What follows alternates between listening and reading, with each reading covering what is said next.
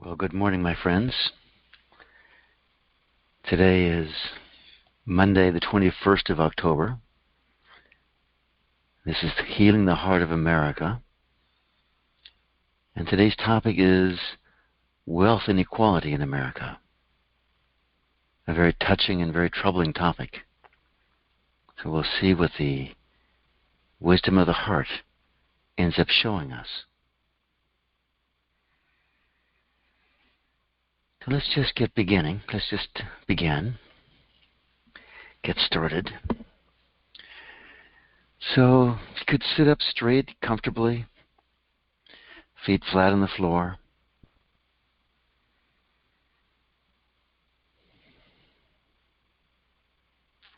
And just notice where you are this morning.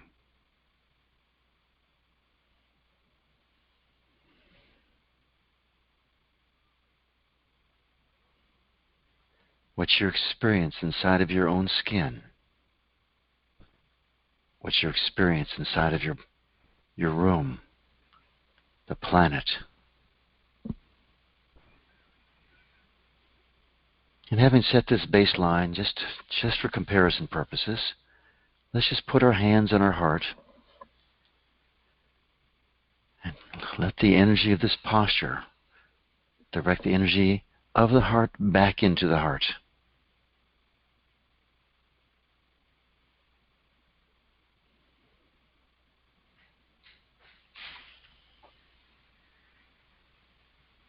And just be in this posture.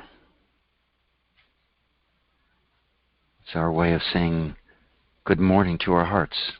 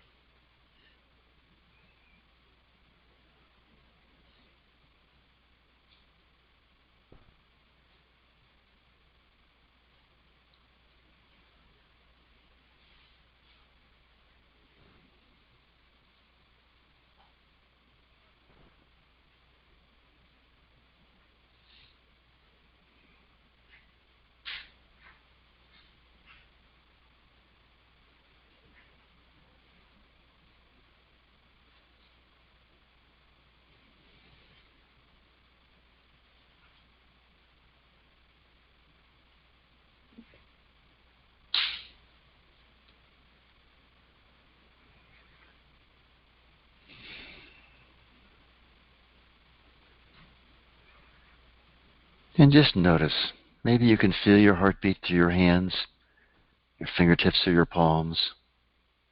Maybe not. Just an exploration.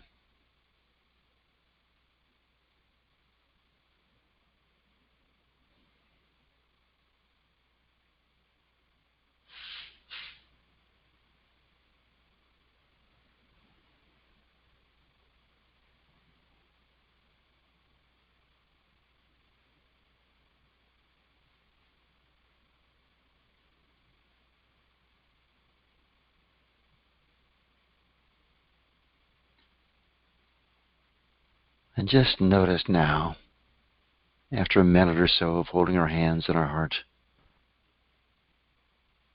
has your presence shifted?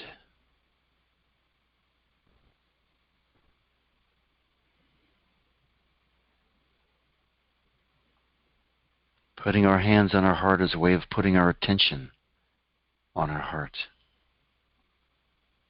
And I think we all know what we put our attention on grows in our life.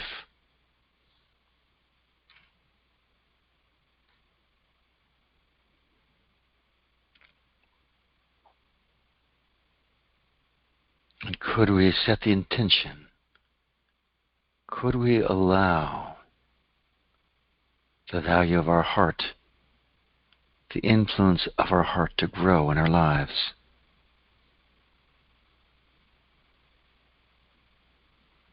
Who would we be if we lived fully in our hearts 24/7?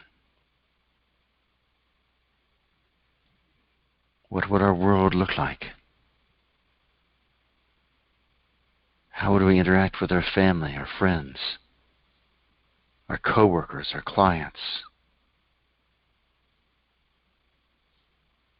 What would our interaction with the divine be like if we lived in our hearts?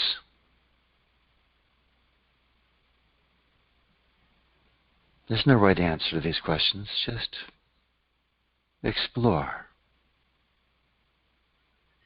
What could we allow to be in our lives? Not on the level of willpower, on the level of heart power. What could we allow our hearts to create for ourselves if we simply step out of the way and let our hearts shine forth?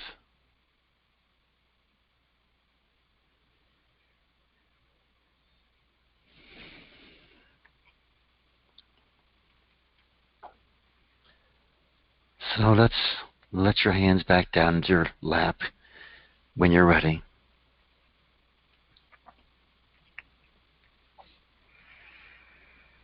And let's start our process of this great gift that comes from the 4th and 5th centuries, this meditation of the heart rhythm meditation,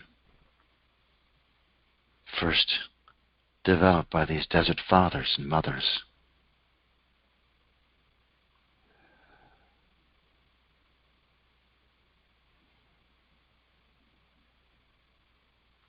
And I always like to mention Peron and Susanna Baer, mostly out of gratitude for what heart rhythm meditation has brought for me.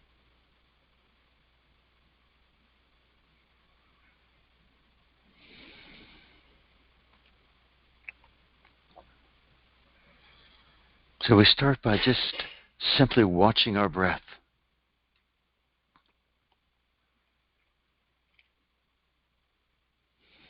Still sitting up straight, just to the degree that you're comfortable. No straining here.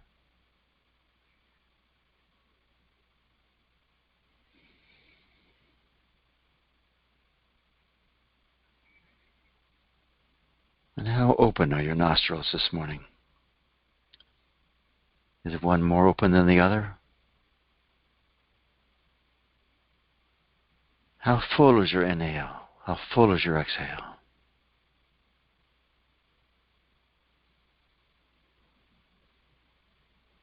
What does it feel like in your lungs when you inhale?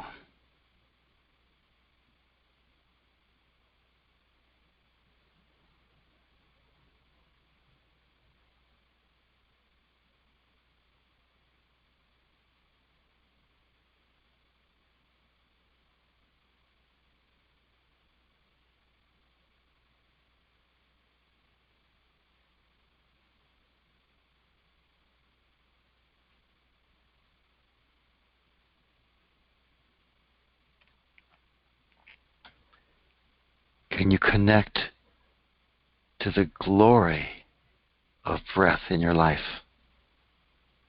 How extraordinary it is that we have a way of connecting so intimately with the environment around us. We breathe the environment in. We breathe our inner environment back out.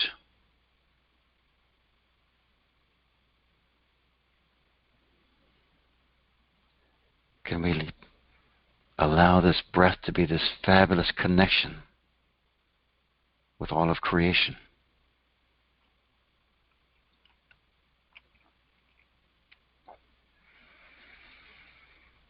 And now let's shift into conscious breathing, where we consciously do a full exhale by bringing our abdominal muscles all the way back towards our spine. And then allow the lungs to fill up fully on the exhale. Full inhale, full exhale. Deep, slow abdominal breathing.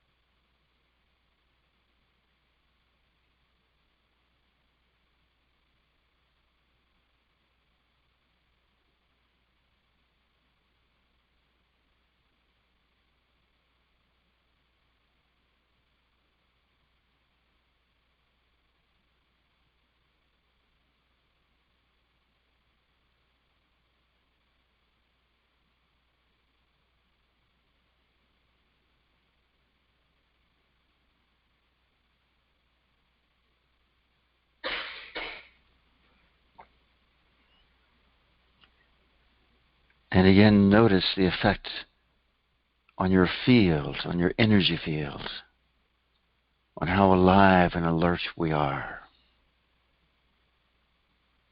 We fill our bodies up with life force with every breath. What happens when we expand that? Breathe fully, exhale fully.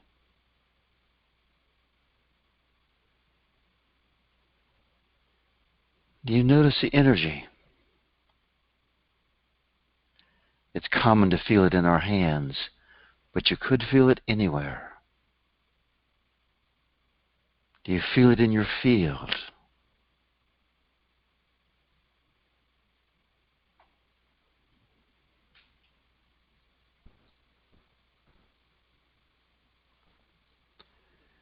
By noticing our field, the energy field around us,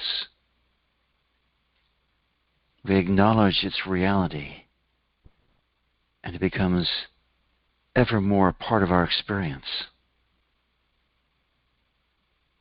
It becomes a phenomenal gift, a new way of sensing and being in the world.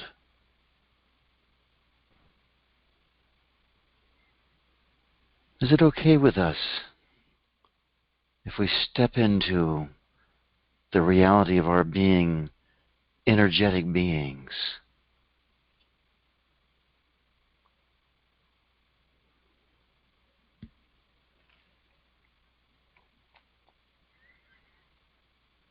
And now let's move into this process of connecting the rhythm of our breathing with the rhythm of our heartbeat. We do it by finding our heartbeat,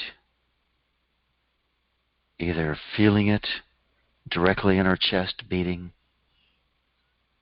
or perhaps we feel it in our pulse somewhere in our bodies, just internally. Always we can feel it, fingers on our wrist or our neck.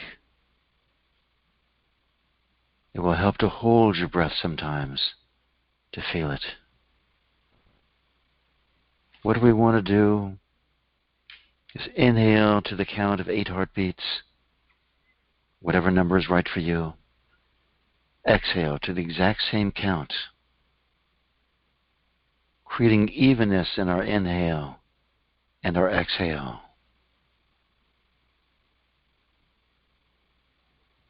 If you can't do 8 heartbeats in and out, then do 6, or do 4,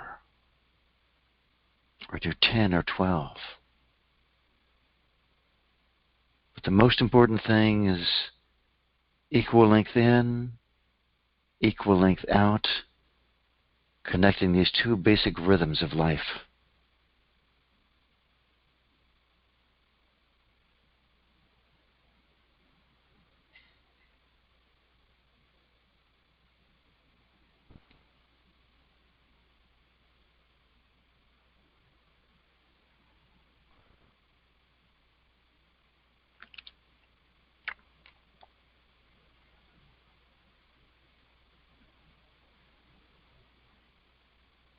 Once we get this coordination between these 2 rhythms, we discover we begin to align with the other rhythms in our life.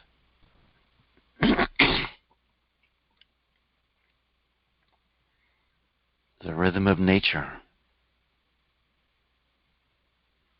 the rhythm of the moon, the sun,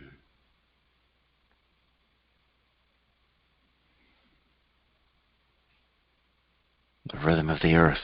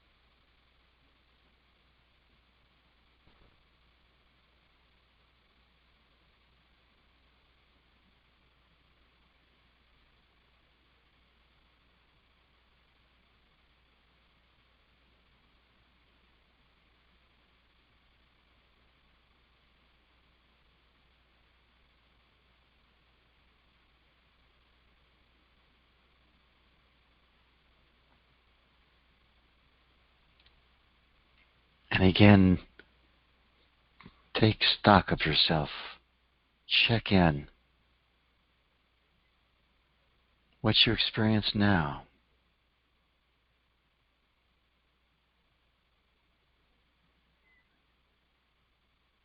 Any experience or no experience is absolutely okay.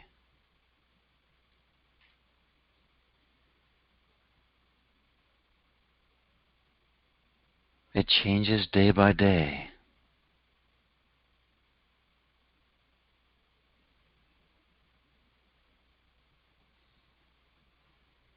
But would we be willing to listen to the wisdom of our hearts?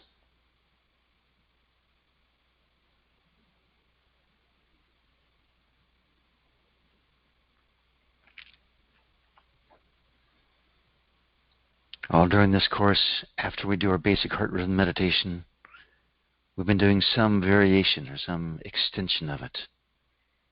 The last 2 weeks we focused on the elements, the 5 elements. This morning I want to go back to a practice called the diamond breath or the square breath. It takes us in very deeply into who we are. And using the same in and out through your nose, or whatever breath pattern you want to use, it doesn't matter. We want to inhale to the, ideally we'd go to the same inhale, it would be using 8 breaths, inhale 8 heartbeats, hold for 16 heartbeats, and then exhale for another 8 heartbeats. Then start it back over. Inhale for 8 heartbeats, hold for 16 heartbeats, exhale for 8 heartbeats. I suggest you do not fully inhale, and actually it's harder to hold than a 3/4 inhale. And if you want to start out easier, it's okay. You start out 6, 12, 6, 4, 8, 4. Start out easy. Never hold so long that it's hard on your lungs. And if you have an arrhythmia or some other challenge with your heart, simply keep doing heart rhythm meditation. No need to put a strain on your heart. But let's just begin that practice.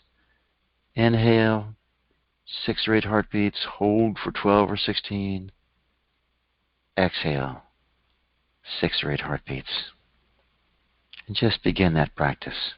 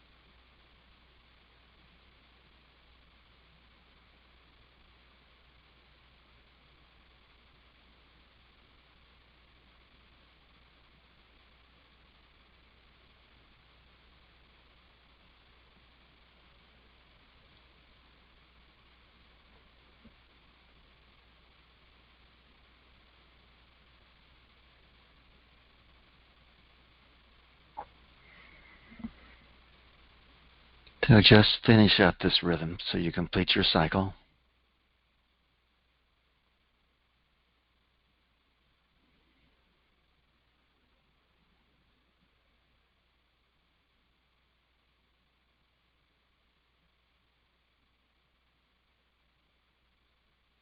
And just check in with your experience.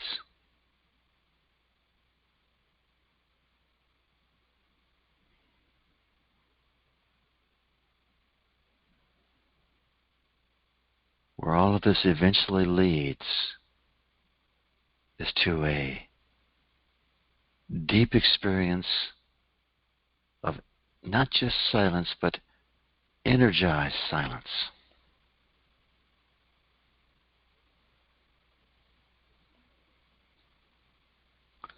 In America, we tend, because of the influence of the Vedic tradition from India and the Buddhist tradition, we tend to view meditation and spirituality in terms of silence. We totally honor that, but here we want to create the experience and the reality of fully energized silence. It's the foundation of infinite silence and infinite dynamism. We want the infinite dynamism to become a living reality. A living reality that through our heart we have this direct access to this field of the universal heart.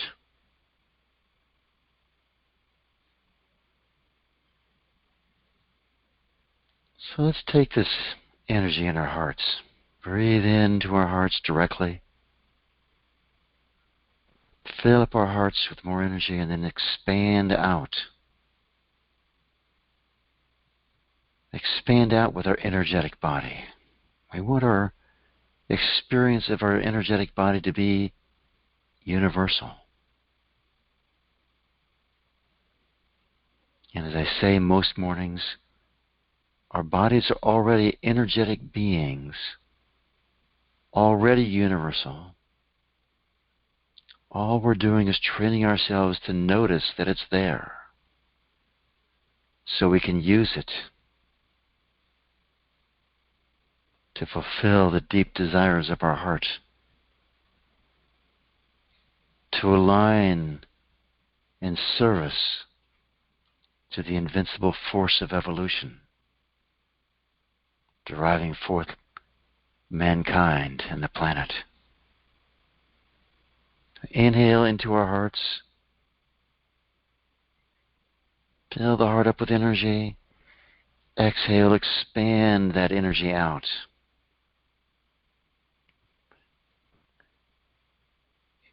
It can be very faint, particularly in the beginning, but it grows. Expand the energy out. Maybe it just goes a few inches, maybe a few feet. Maybe you can expand it out to fill the room. Whatever's right for you is perfect. Inhale into the heart. Exhale. Fill out. It's okay to lead with the imagination. It's okay to expand your beingness first. But we want the energetic body to move along with that. It all depends on our background, what we've been used to experiencing. Inhale, full breath. Exhale. See if you might expand out to fill your city, your state, your country.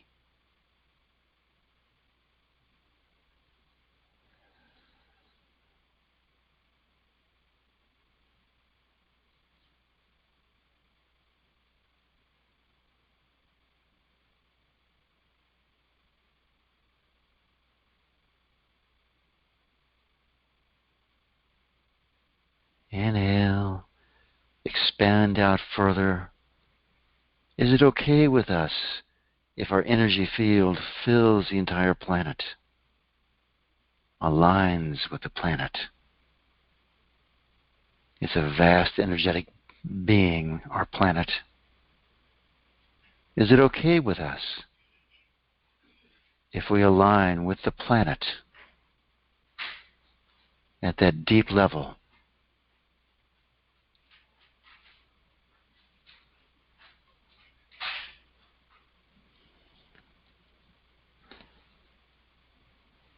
And just check to see if it's okay for you to expand your energetic body out even further beyond the planet, to the moon, to the sun, to the galaxies, or the vast edges of the universe.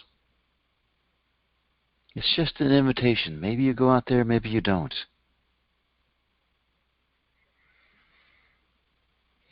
But all last week we went with one of the elements out to the far realms. The same 5 elements that are within us are the 5 elements at the far reaches of creation. Could we allow that faint sense of unity to start to develop? The imagination leads the way, but then it starts to be felt.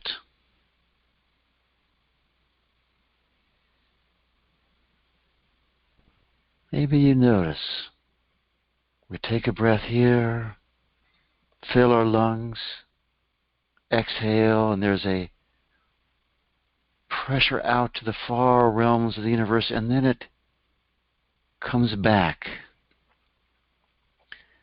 almost as if it's the universe itself pulsing, causing our breath. We begin to be breathed by the universe. Don't mind, don't care if the mind has trouble accepting this concept. The mind will never get this. Just allow the heart to honor this universal connection to the universal heart. Notice that our own heart is the center point of our energetic being. This now vast universal energetic being. And it's true for everyone. And in one of the great, incredible feats of creation, all of our hearts at a deep level, each of them its own center point of our own worlds. Could you allow our hearts to be connected at the level of the universal heart?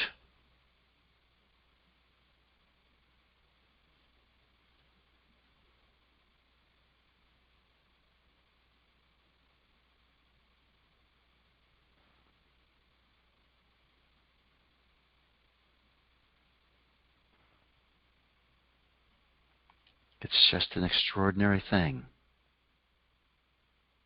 This process of the infinite becoming finite within each one of us, creating these hearts, and yet simultaneously, each heart connected to the next.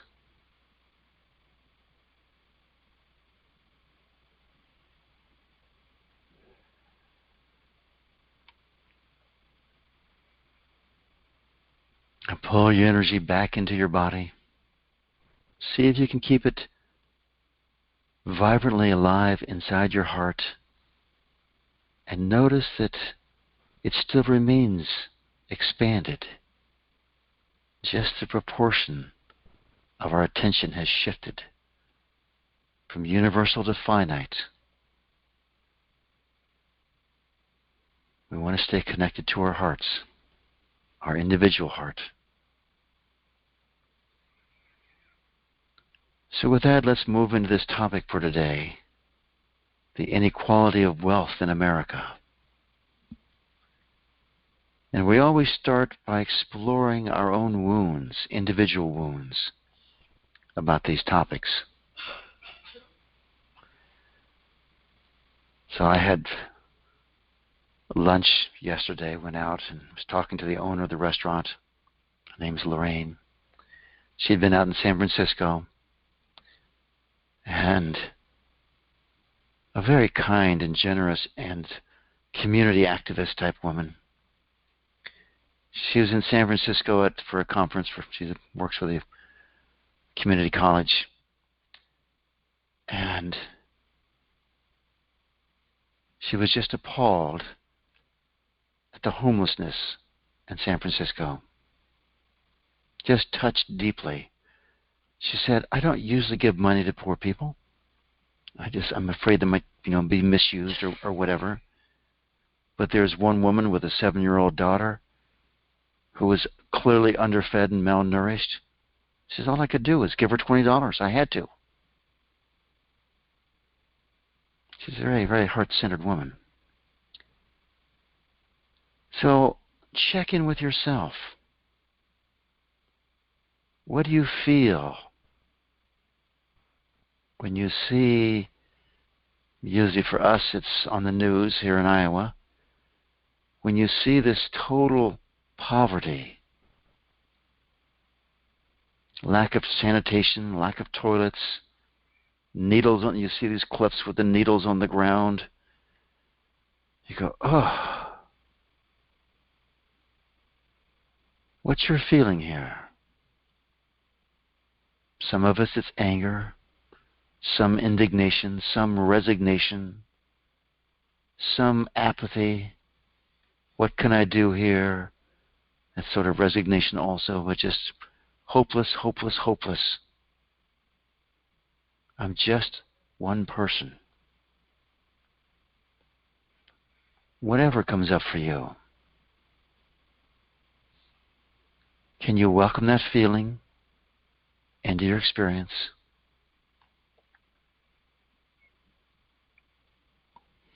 Can you rev it up? Can you make the feeling really strong?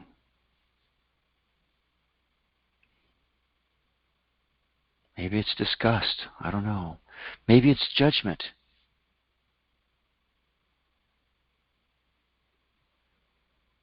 A lot of America judges the poor.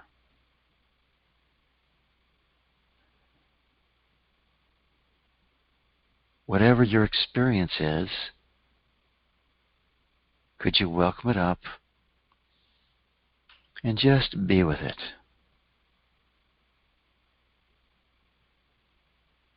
Feel it.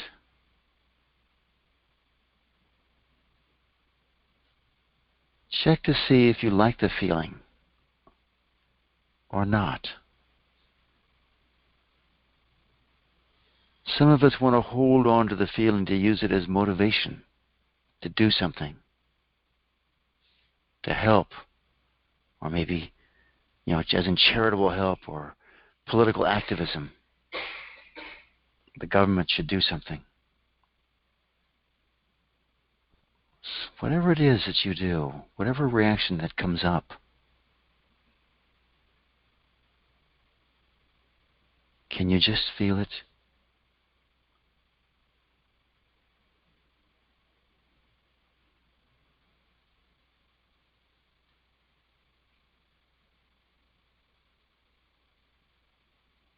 And what happens when you feel it?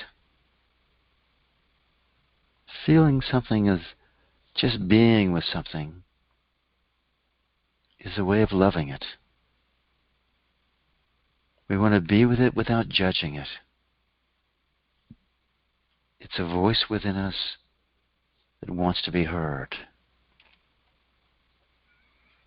Let me stir the pot some more to create some more feelings, some more positive or negative, whatever comes up.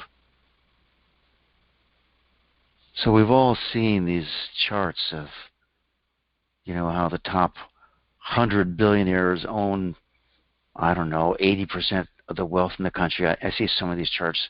I am numb to them now. We all know it's a horrific imbalance of wealth. So check to see. You can tell I have a charge when I call it horrific imbalance of wealth. Check to see if you don't like this imbalance of wealth in America. If you wish it was something different, wanting to change something as our old friend wanting to control,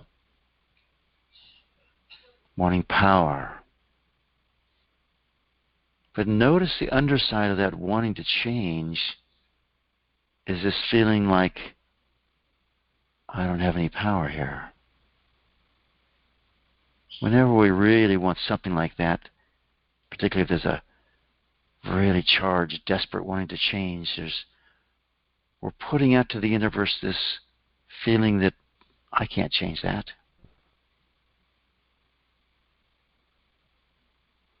It's a very important distinction.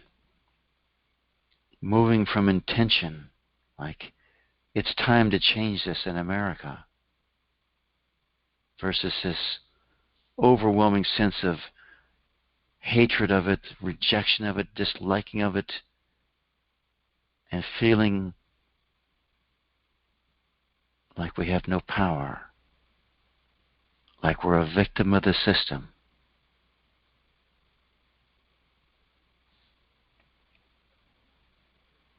So check to see if there's any of this poor me or poor America.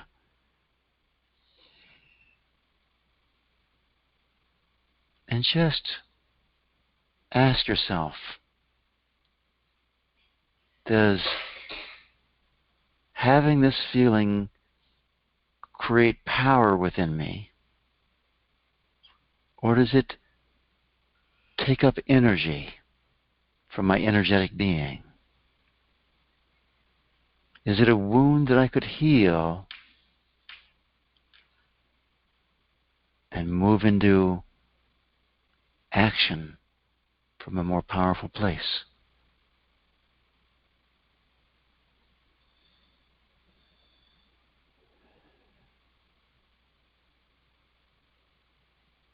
And let's look at the other side of this. We look at someone like Steve Jobs. Of course, he's now passed on, but he and his partner amassed hundreds of millions, billions of dollars, selling their Macintosh and Apple computers, selling their iPhones, selling those wonderful little pods, mini pods, whatever those things are. Just glorious technology. Beautiful, well made. We lined up all across America to buy the next edition of the latest iPhone. Was anyone forcing us to line up?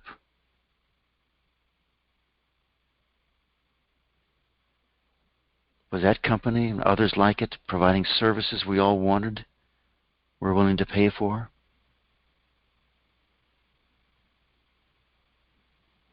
Do we resent the fact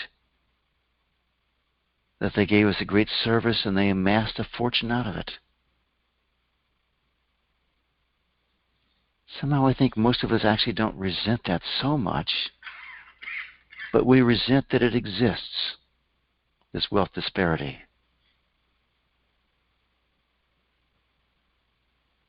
Could you check to see if you have some resentment towards this wealth disparity?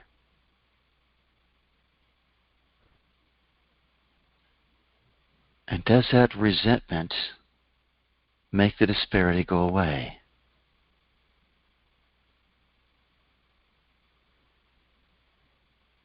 Could you welcome up that resentment and just let that go?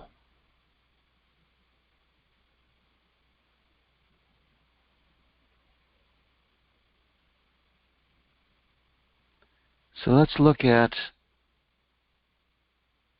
those people who amass this great fortune, but they do it in a way that oppresses, cheats, steals.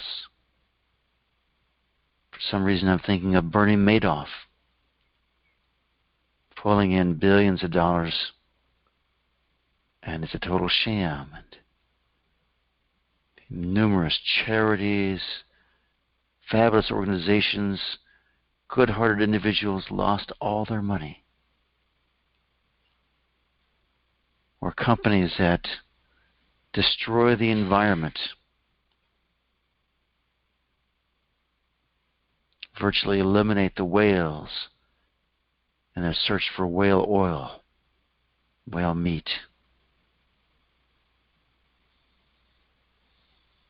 Check to see if that same horror or resentment is there.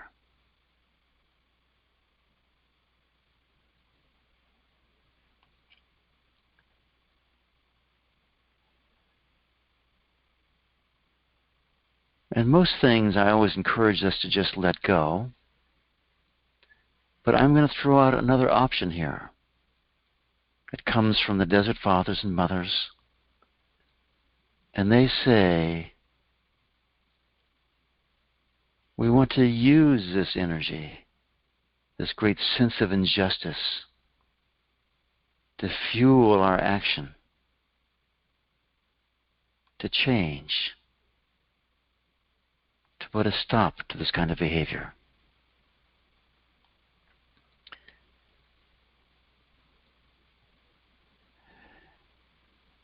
It's a very pragmatic and useful response. I certainly honor it if anyone wants to go there. I would still invite you to feel this energy within you and love it. Appreciate it.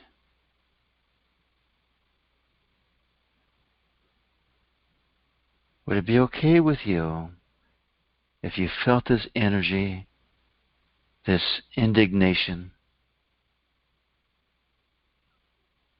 allowed your heart to say, no more, all the while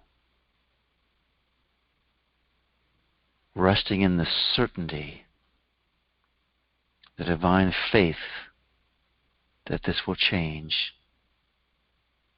in its perfect time?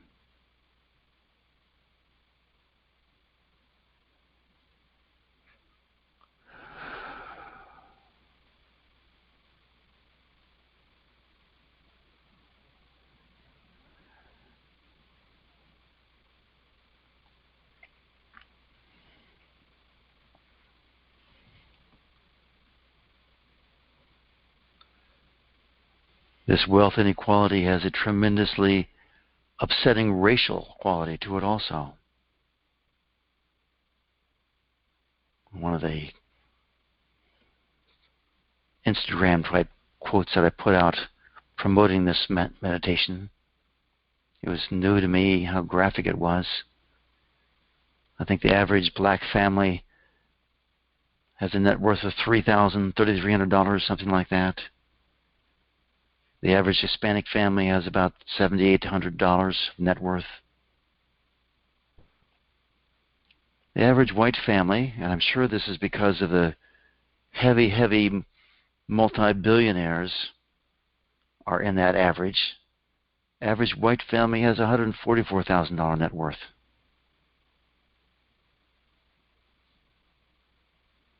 Practically speaking, that's probably in real estate, because most Americans of any color hardly have any savings. How do you feel about that? From the perspective of America as a nation, I think we can all agree that we would prefer to see everyone in this country, no matter what their race, living a fully abundant, empowered life, fully educated, fully trained, fully capable of providing a service that is richly rewarding and adds to the great wealth of this nation.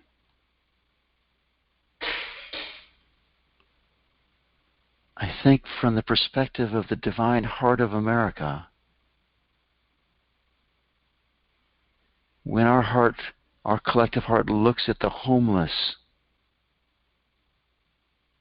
living in utter poverty, who deep down would love to be contributing, I firmly believe that, and have no real way of doing it right now. I have to believe that the heart of America would hold these people and somehow allow them to thrive, to prosper, to serve. The thing about serving is, and by that I mean working, the thing about working is that it's a way of connecting. When we give the gift of our labor,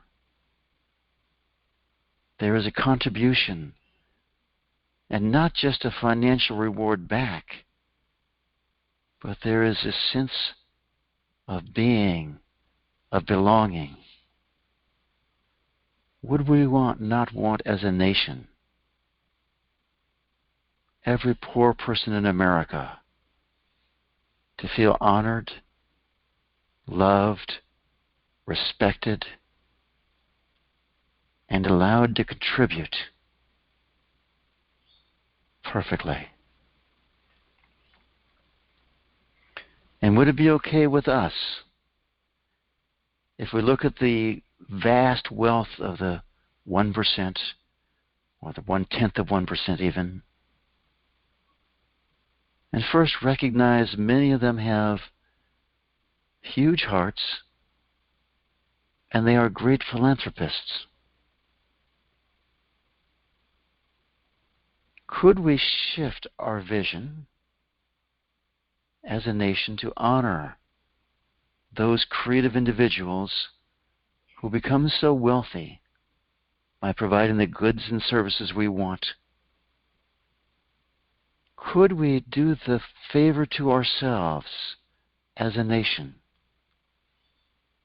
of seeing them from our hearts as glorious, creative, energetic beings who deep down only want to serve the whole? Will they respond more to our resentment or to our love, to our appreciation?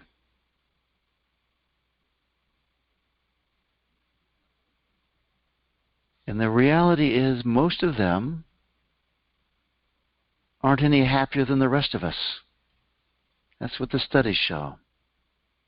After you hit a certain level of income, I think it's $60,000, $70,000, don't quote me on that, the level of happiness does not change with the level of wealth.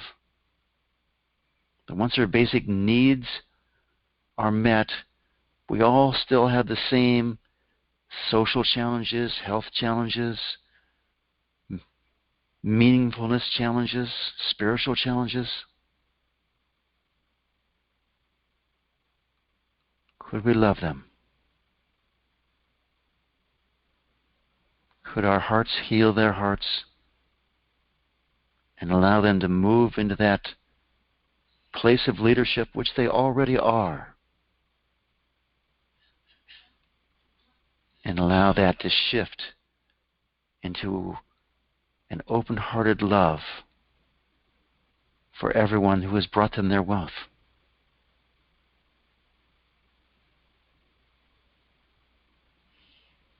May we move into a world where the classes, and it seems like throughout history we have always had rich and poor,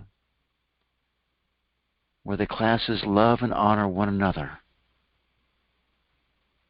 and everyone has enough. Everyone.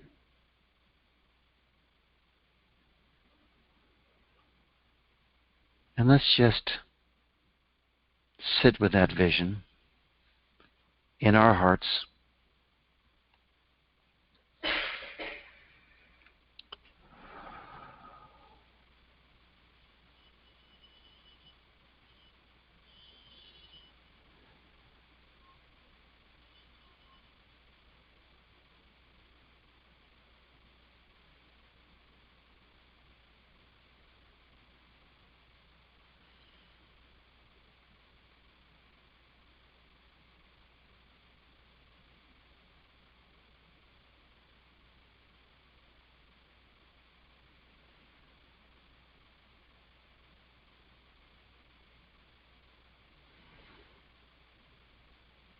Let your attention come back into your heartbeat, to the soles of your feet.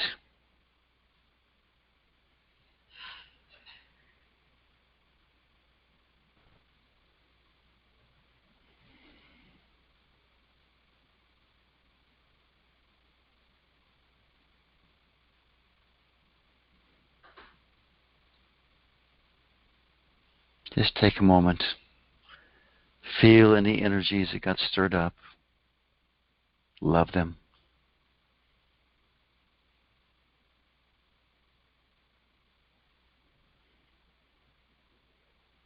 Any lingering resentment, any lingering wanting to change.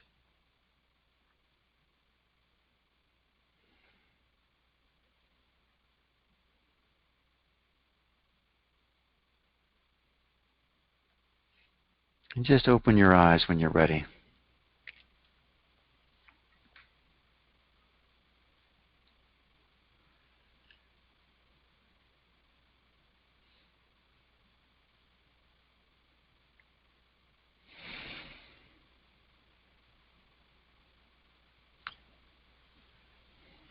As we slowly re-engage in the world. I've started this process of telling stories, so I might as well continue it. As we told a story out of the Sufi tradition last Friday, let's tell a story out of the Vedic or the Hindu tradition and tie it into a story about Christ. So this is a story of Krishna who had all these gopis. Krishna grew up, he was living in a very rural area. All these gopis were the girls, the women that go out and take care of the cows. And they all love Krishna. These gopis have become the symbol of pure-hearted love. Pure-hearted love.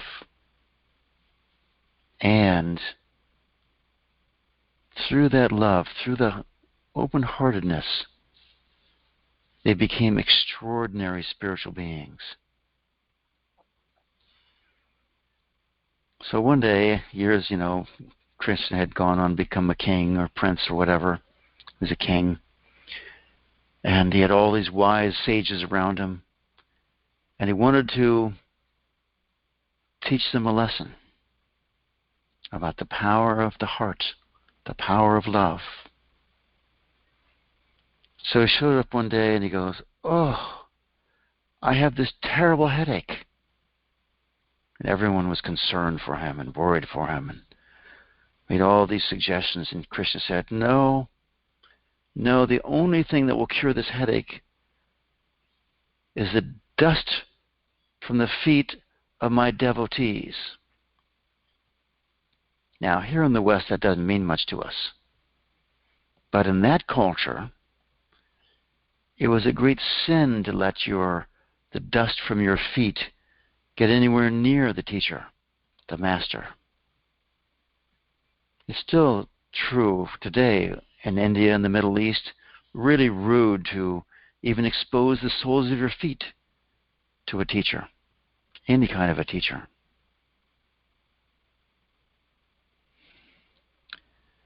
So, and the penalty in the Vedic tradition or the Hindu tradition was, 10,000 lifetimes in hell if the dust of your feet gets on the teacher, the master. So all the great sages and scholars that were around Krishna, they all go, oh, and they are not willing to incur this level of sin. But suddenly the gopis come walking by, and Krishna says to them, oh, my dear gopis, I have this headache, and only the dust from the feet of my devotees can heal it. But it's a great sin. It'll be 10,000 years in hell for you. And the gopis, one of them shouted out, no problem, Krishna. And they grabbed the dust from their feet and they went up and they showered it on him. Krishna lit up, happy. And of course, those gopis did not spend 10,000 lifetimes in hell.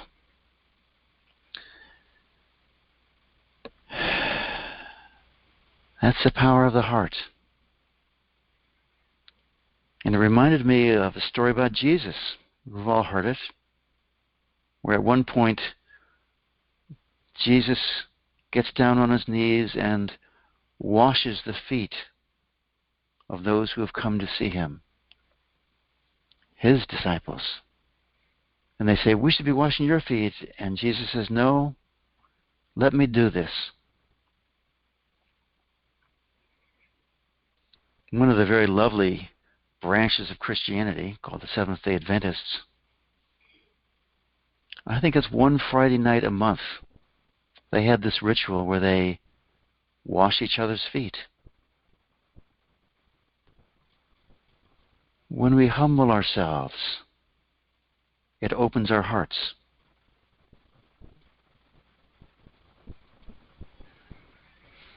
Anyway, those are the stories that came to me today. I'm going to shift our microphone.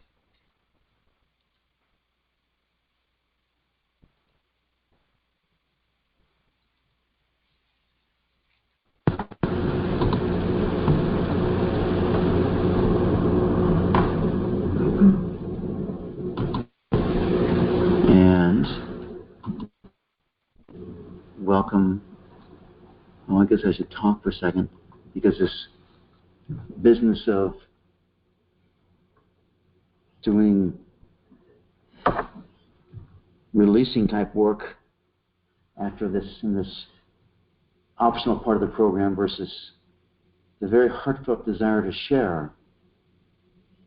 I got a lot of emails over the weekend, pretty much voting for more, that it's deeper and more things happen when we do the emotional work.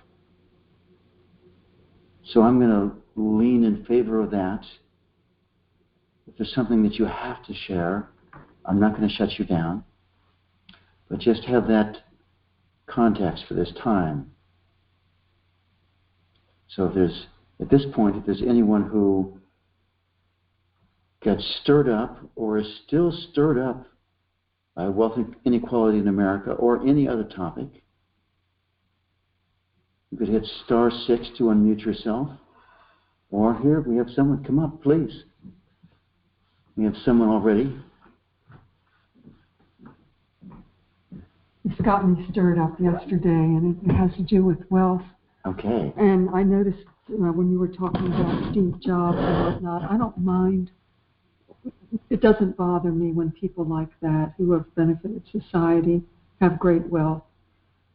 But the movie that I watched yesterday was all about, it was based on a true story. It was all about, people doing really bad things and amassing great wealth. Making great wealth. I mean, really bad things. Good. Can I say the one that really upset me? Sure, go ahead. Which I guess didn't really know that much about, but it's the black market for body parts. It really. Ooh, you stirred everybody up here. Sorry, This is your job. This is your job. Okay, good. I'm sorry. So, can you go to that? Can you, everybody, go to that feeling? I mean, the part of it is the horror of it. Yeah. That's a huge part. But go to the horror here, right there. But wait a minute. The other part of it is, why does God allow this? Gotcha. That's the bigger one. All right. But right now, let's do the first one, the horror. Uh-huh. Okay? So can everybody connect? You know, I'll just use this one. You know, the black market for body parts. I know there are villages in Bangladesh where 100% of the people have only one kidney. Wow. All right? They sell it because they can make enough money almost to live for the rest of their lives. Hmm. In that great poverty. So welcome up the horror and the shock and the disgust of this. And is it okay with you that you react this way? Is it okay with you? Not really. It's all right. It's such an unfamiliar feeling. Yes. So it's not okay. So that not okay, you know, we tend to think that things we don't want to feel, we tend to push away and suppress, right? Now, does that really make them go away? No. It doesn't. So, would you rather carry that around as a hidden trauma, or would you rather welcome it up and heal it right now? Right. Yeah. All of us would rather heal it right now when we look at it that way. So, let's do the scale of 1 to 10 thing. The horror of this, the scale of 10, you know, 10 being horrific, 0 being neutral. Where are you right now? 10. 10. Mm-hmm. Perfect. So first, could you give yourself some love and approval for having a heart that feels?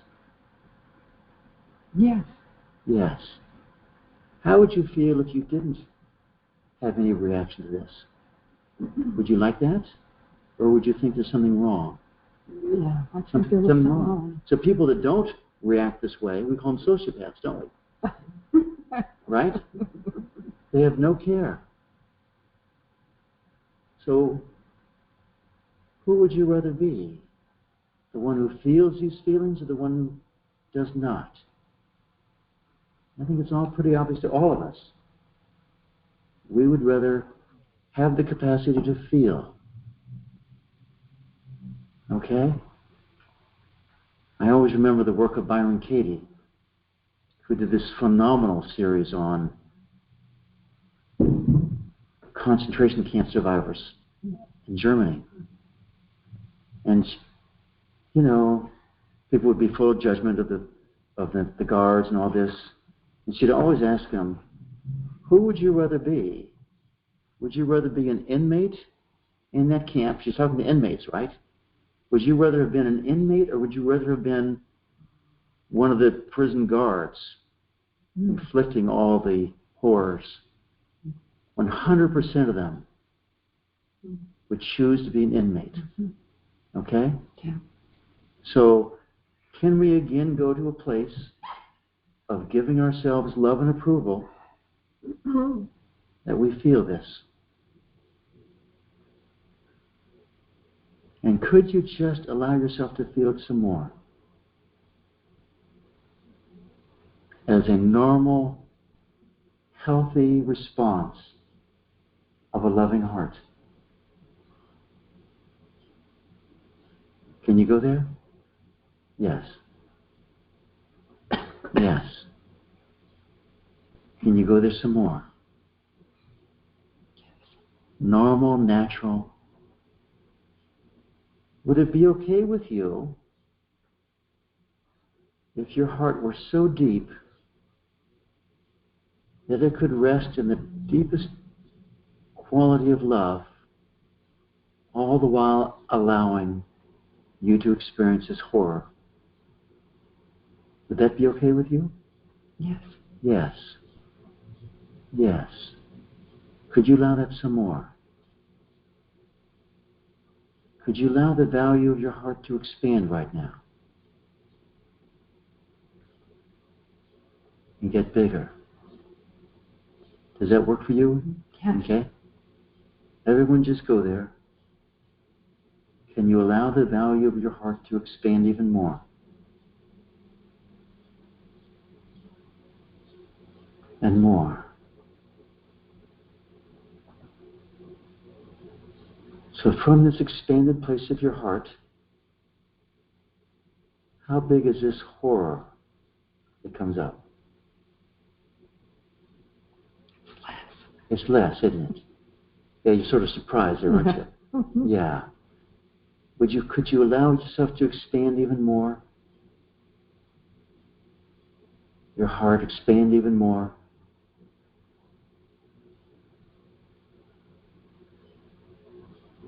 And even more.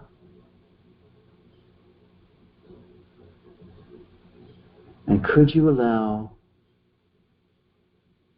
your expanded heart to look at this horror and see that it's even smaller still? Does that happen for you? Mm-hmm. Yes, it does. Good. And imagine having a heart so big that it allows the full range of emotions in your life. The joy, the happiness, the pain, the sorrow,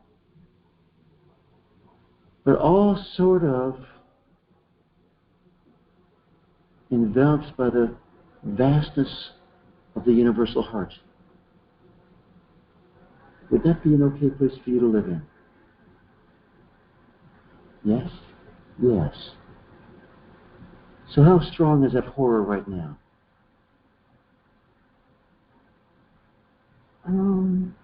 Scale of 10 down to 0.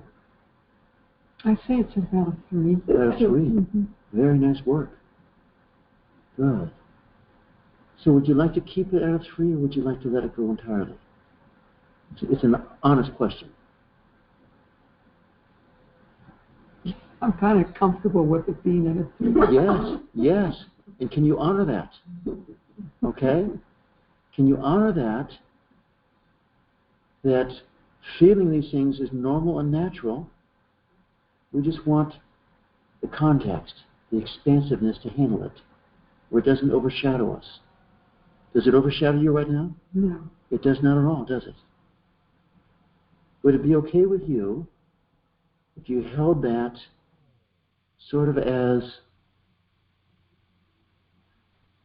an opening of your heart to all those whose body parts have been harvested? Yeah. So let's get a little more graphic if everyone is okay with this. So in China, in the prisons, they're now harvesting body parts. I don't think the government actually endorses it, but the local people are doing it. You know, because they can get away with it. You think the government is? Okay. So check to see if that same horror comes back with this. What happens for you? Well, that's where the story was. That's where the story was. Okay, good. So So you're already pretty much there. Okay. Okay. So everyone else, is it okay with us if our heart expands to such a degree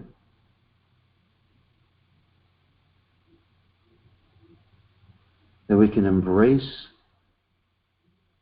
the negativity in the world, honor it, recognize it, and yet still live with a loving, open heart? And I take it that's still okay with you. And you are our barometer here. Thank you very much for that. So let's go on to the second part of this question. Is that all right with you?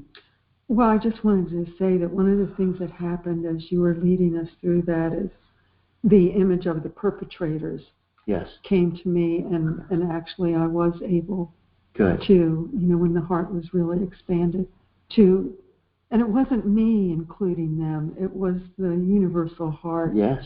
That was including the perpetrators. And yeah, it was very graphic how they portrayed it in this movie. So yeah, and they were government officials. They were government officials who were involved in it. Okay, so, there we have it.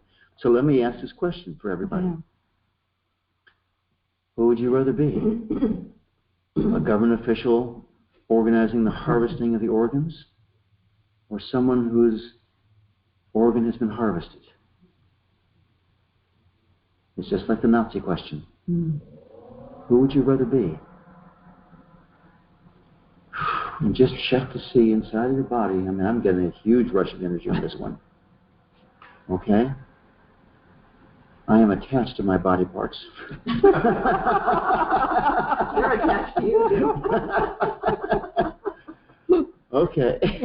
That's why we love people come up here to do work. Oh, so could we just feel that energy?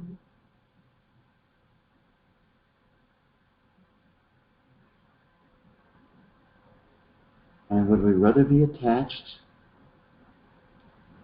or would we rather be unattached? Does the attachment to our body parts keep anything terrible from happening to them?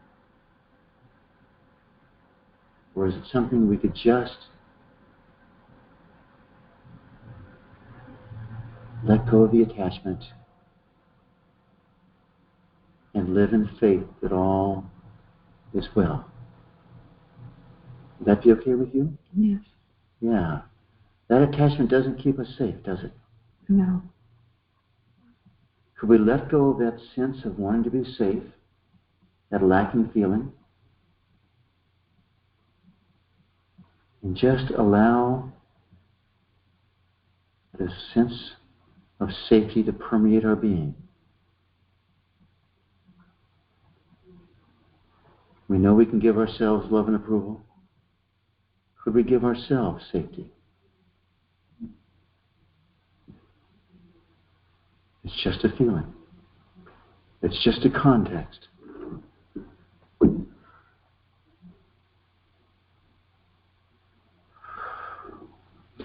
You know how we say we are that approval? Can we say we are that safety? Yes, in a way? we are. That's exactly right. We are that safety. It's hard to grok that. Yeah, I know. It's abstract or something. That's why connected to we give ourselves love and approval, and we all know we can do that. It's a different experience to give ourselves safety, to give ourselves control. But it's real. Just as real as giving ourselves love and approval.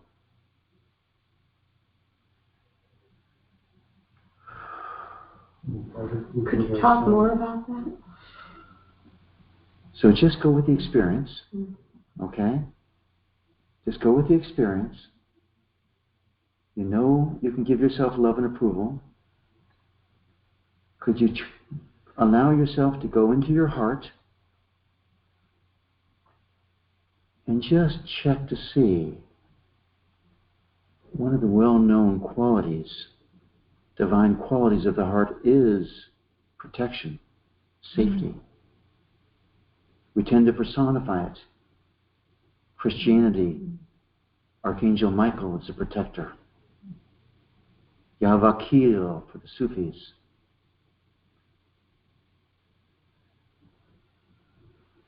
I'm trying to think of the name.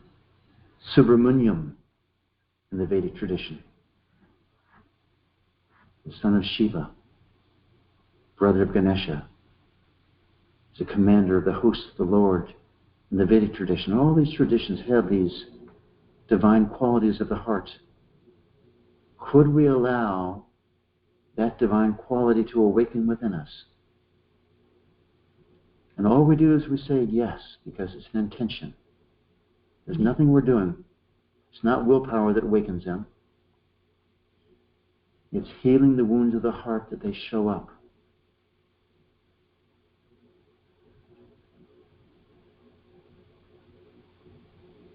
So, I'm sensing more peace in the room and on the phone. So can we move on to the other question? The question is, how can God allow such horrors?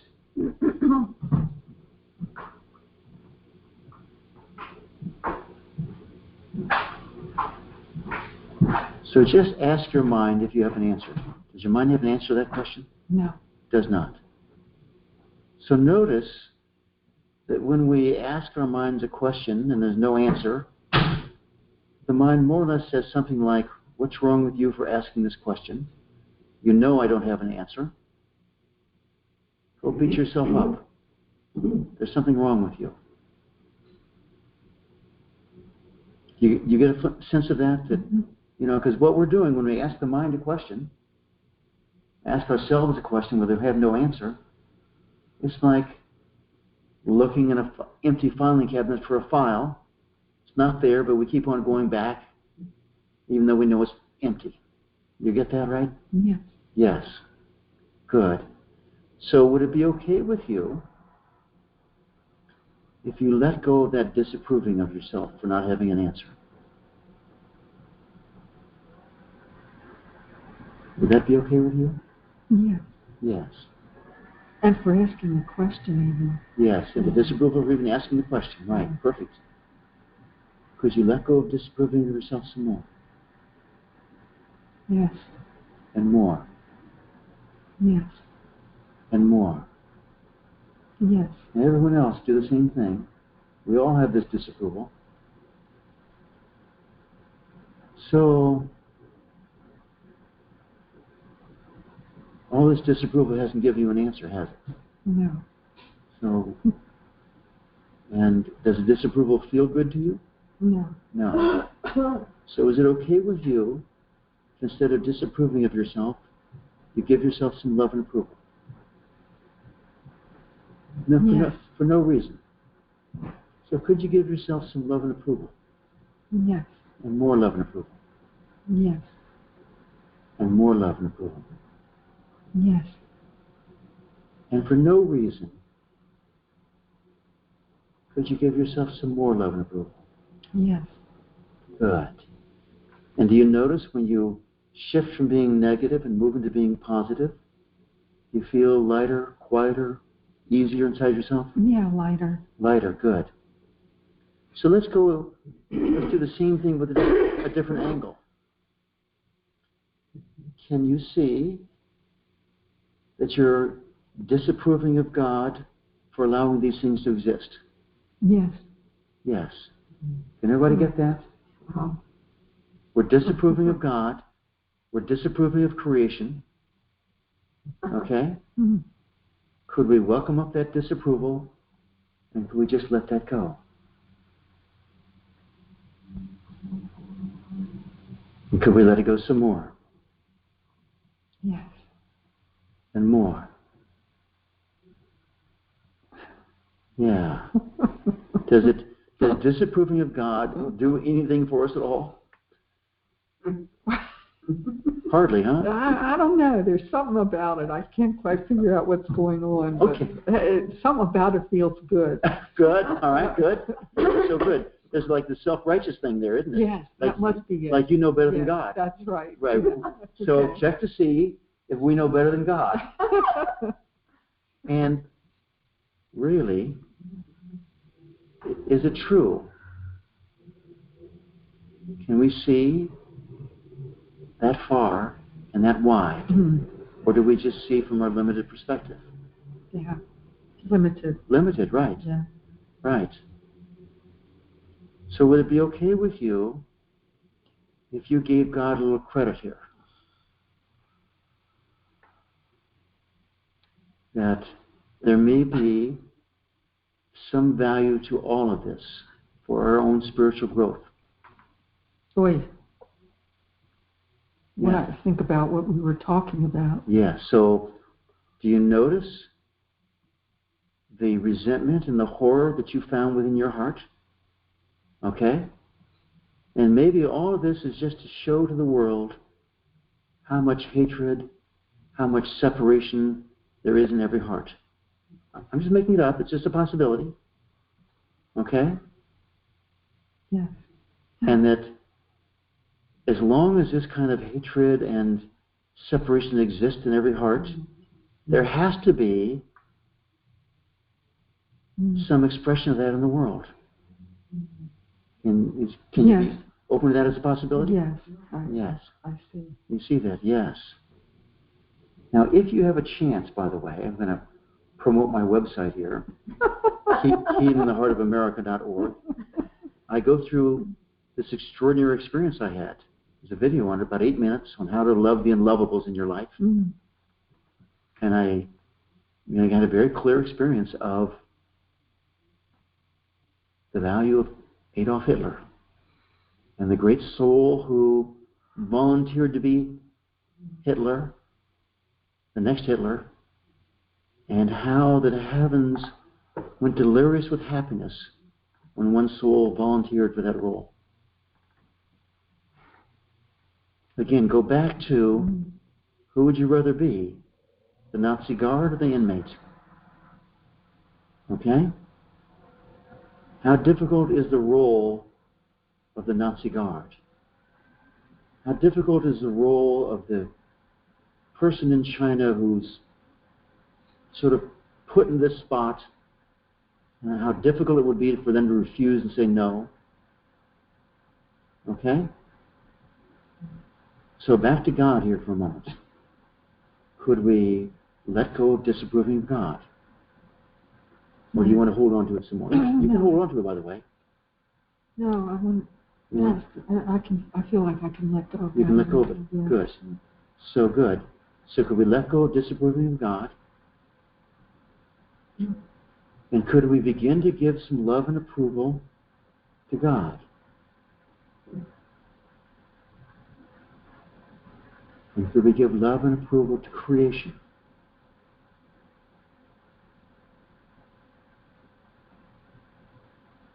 So how does that feel compared to giving disapproval? Well, funnily enough, it feels easier in this moment. It feels easier. Imagine that. It's more natural or something. So we all have, by the way, it's a well-known spiritual phenomenon, this hatred of the guru and the hatred of God. Yes, I know. But you find that the guru is the one who is cutting out your ego, and the ego reacts with fear and hatred. It's a well-known phenomenon. We all have it. Would it be okay with us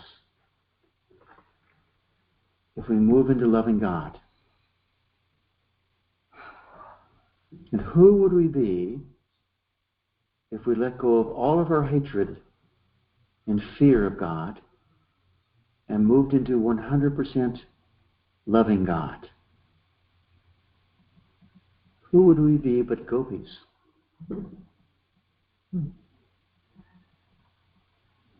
Right? Lovers of the divine, dancing in ecstasy.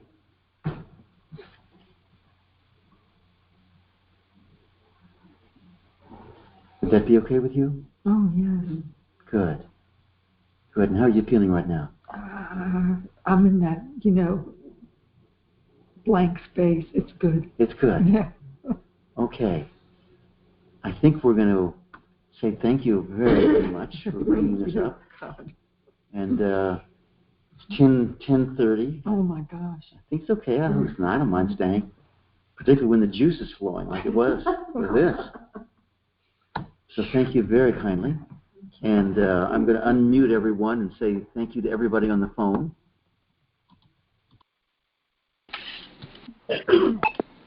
Thank you. Thank you. Thank you, everyone. That was so helpful. Yeah. Thank you. Thanks, Steve. Yeah, our topic tomorrow is going to be spiritual bypass in America. Spiritual what? Spiritual bypass in America. Okay. Thank you, Steve. All right. Thank you, Stephen. Yep. Love you. Thank you.